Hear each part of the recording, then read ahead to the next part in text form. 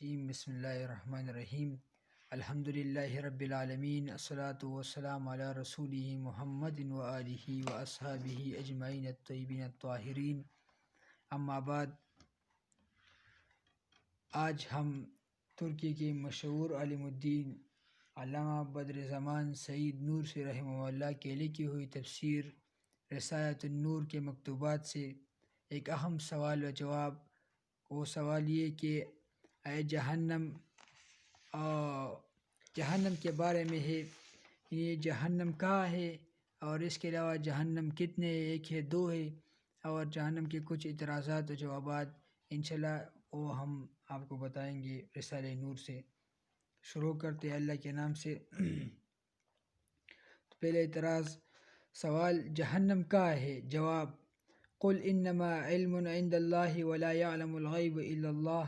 بعض روایت میں ہے کہ جہنم زمین کے نیچے ہے۔ اس سے مراد یہ ہے کہ کرۂ ارض اپنے ثانوی حرکت کے ساتھ ایک میدان کے ارد گرد ایک خط کھینچتا ہے جو مستقل میں حشر کا میدان بنے گا۔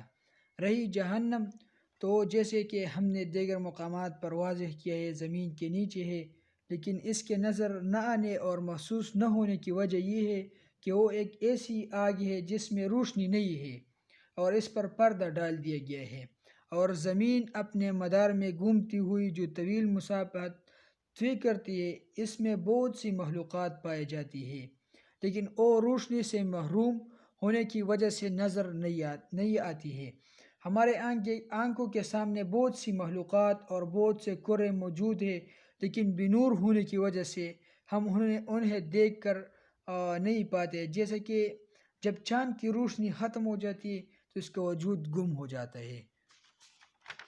یعنی جہنم کہاں ہے؟ جہنم حدیث کی روایت کے مطابق زمین کے نیچے ہے۔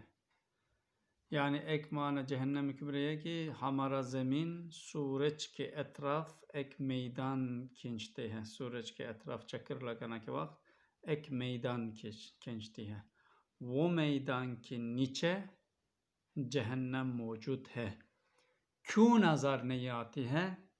کیونکہ جہنم کے آگ کے اندر روشنی بالکل نہیں ہے۔ اس دنیا میں روشنی اور آگ ایک ساتھ ہوتی ہے۔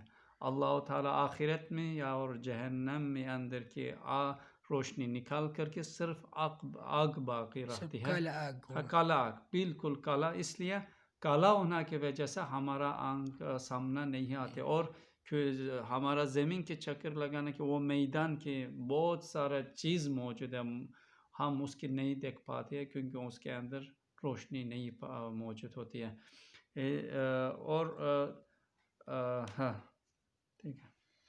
اب سوال یہ ہے کہ جہنم کتنے؟ تو بدر زمان سعید نورسی رحمہ اللہ، جہنم دو ہے، جہنم صغریٰ اور جہنم کبریٰ۔ جہنم صغریٰ جہنم کبریٰ کے لیے بیج کی حیثیت رکھتی ہے اور ان قریب وہی شکل اختیار کر لے گی اور مستقبل میں اس کی منزلوں میں سے ایک منزل بن جائے گی۔ پس جہنم صغریٰ زمین کے نیچے ہے، یعنی اس کے مرکز میں ہے، کیونکہ کسی بھی گول چیز کا نچلا حصہ اس کا مرکز ہوتا ہے۔ علم طبقات الارض میں یہ ایک معلوم حقیقت ہے کہ زمین کی کھدائی کی جائے تو غالباً ہر 33 میٹر کے بعد حرارت 1 درجہ بڑھ جاتی ہے۔ اس کا مطلب یہ ہوا کہ مرکز تک یہ درجہ حرارت 2 لاکھ تک جا پہنچے گا۔ حدیث شریف کے مطابق یہ حرارت دنیا کی آگ سے 200 گنا زیادہ سخت ہو جائے گی، اور وہ اسی طرح کہ زمین کے قطر کا نصف تقریباً 6000 کلومیٹر ہے۔ اس جہنم صغریٰ نے دنیا میں اور عالم برزخ میں ایسے بہت سے وظائف ادا کی جن کا تعلق جہنم کبریٰ کے ساتھ ہے۔ اس چیز کی طرف احادیث میں اشارہ ملتا ہے۔ مسئلہ جہنم کتنا ہے؟ جہنم 2 ہے، ایک جہنم صغریٰ یعنی چھوٹا جہنم، ایک جہنم کبریٰ یعنی بڑا جہنم۔ پہلے ہم بتایا تھا زمین کے اور چکر لگانا کے میدان کے نیچے جہنم کبریٰ موجود ہے۔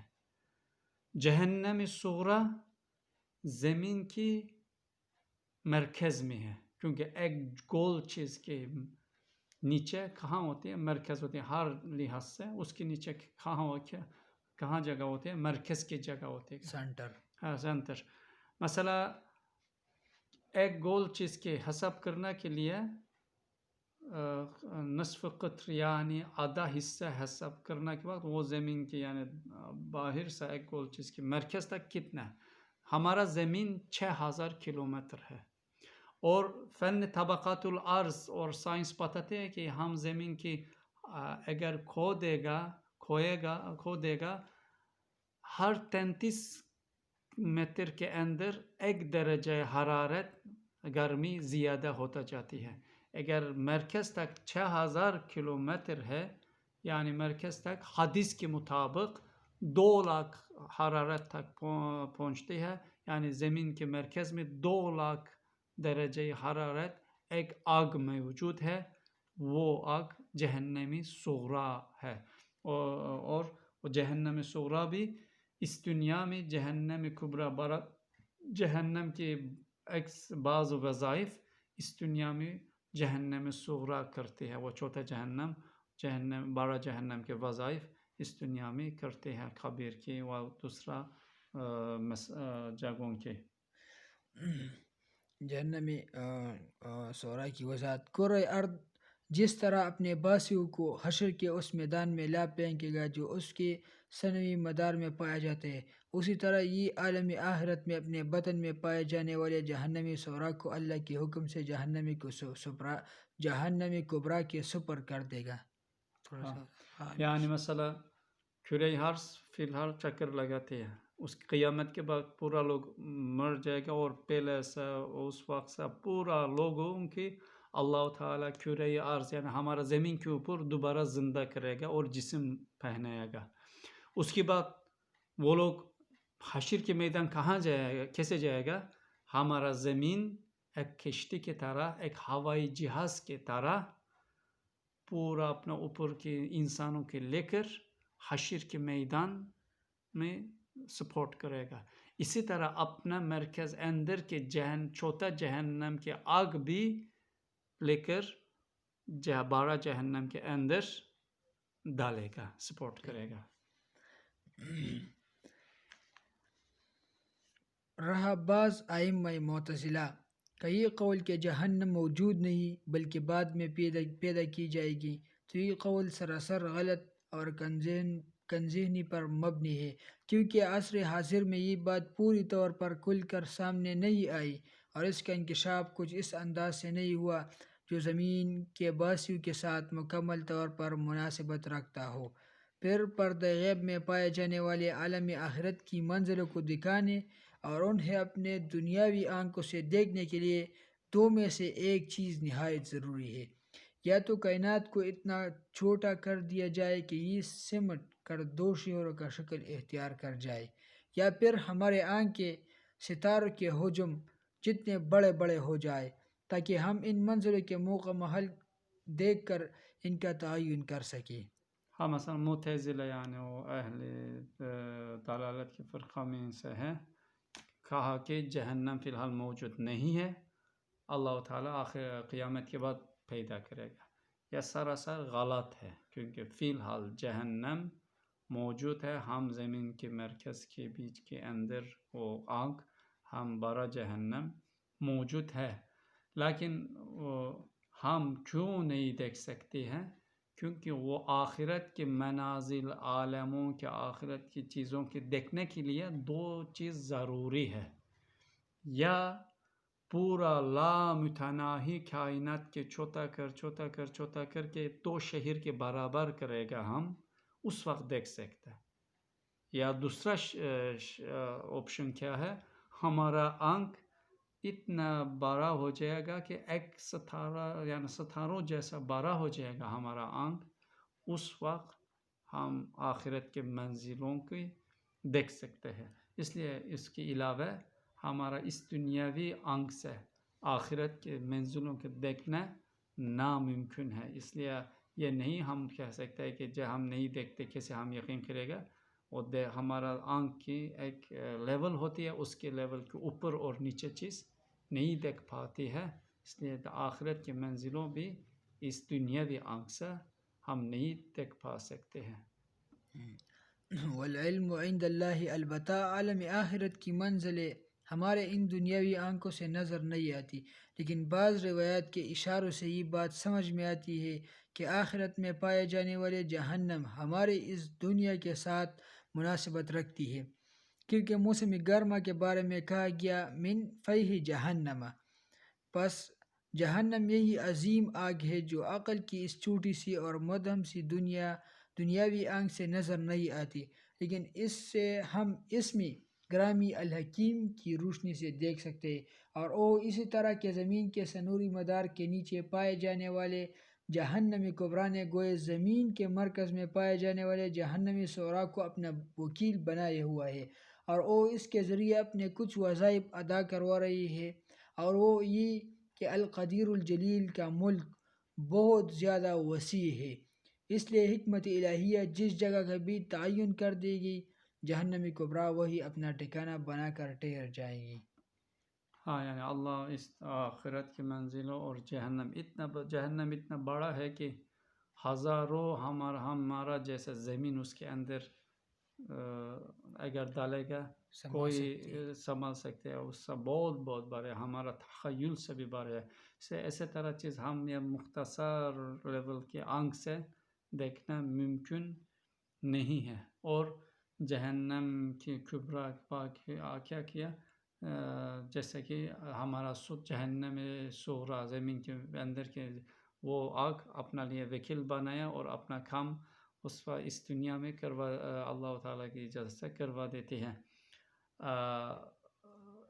لیکن اس میں الحکیم کے ذریعے کیا کر سکتے ہیں ہم بعض چیز سمجھ سکتے ہیں کہ کیسا ہوتے ہیں.